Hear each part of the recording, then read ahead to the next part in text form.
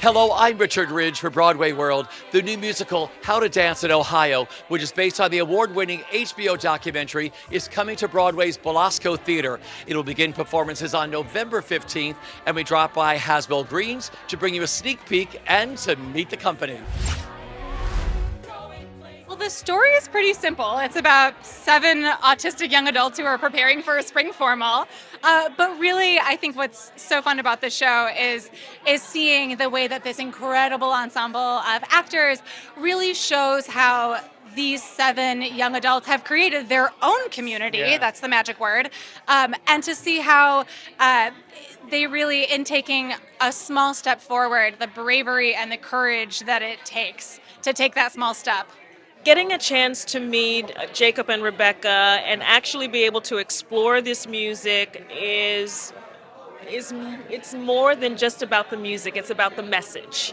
So even as we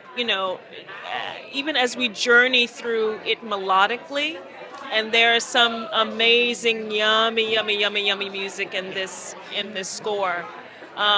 Yes, we are taken aback by that, but we also understand as we are having the same kind of response and what's the word? Interaction with it, that others are going to actually have a particular kind of impact that we are so looking forward to. Yeah.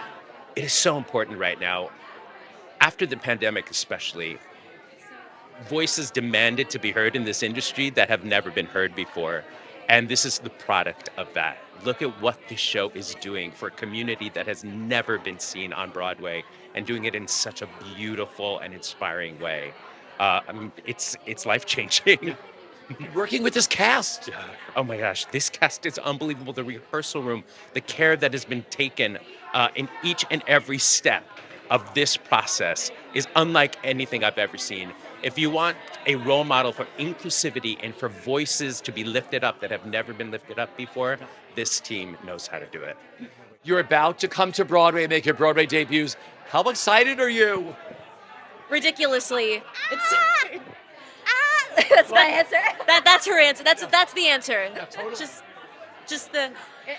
It's also just so magical because, especially the 7 of us in such a tight group, and we're all experiencing this together. There's no better scenario than this, and we also have a little group chat called Spectrum Club 7, and then we will always check in with one another on this really exciting but also kind of scary and crazy journey, and it's just magical. It's great. I have no words. It still feels surreal. I've known the news for a really long time now, and I still can't believe it. Even seeing my face on the side of the theater, still can't believe it. There's this song in the show called Butterflies. Where all of the characters are we're excited and we're anxious, and I think the term butterflies is a great way to describe it. It's just that energy moving through you. Yeah. Totally. Anticipation, coming to do what you came to do, working towards something and hoping that it pays off. What's been the biggest pinch me moment for each of you with working on this? I will say for me, it's about I received the 3 copies of Hal Prince's scripts that he used when he was working on the show, and audio recordings of his meetings about the show, and have been using those as my North Star. And I think the moment I held that and I was like, oh, it's my responsibility to figure out how to pick up this vision where he left it off, that I was like, oh my, wow. Better work hard. No, but it's being handed the Holy Grail to take it to the next level, take it to Broadway, right? Yeah, I mean, it's incredible. And I think that, of course, there have been other moments along the way when we opened in Syracuse, when we saw the marquee go up. It's all starting to feel progressively more and more real. But that for me will always be the big one. It's amazing to make your Broadway debut regardless, but to do it with this show that feels like it's going to actually change lives. People say that a lot, but I really do believe that this show can change lives and make people see this community and see differences in a different way. And I hope that people will see themselves, whether they're neurodivergent or not, see themselves and the overcoming of obstacles in that way. But yes, I'm over the moon about making my Broadway debut. As the autistic creative consultant and someone like on the autism spectrum, to be making my Broadway debut on a show that is so dedicated to accessibility and representation of marginalized groups, I think it's just amazing.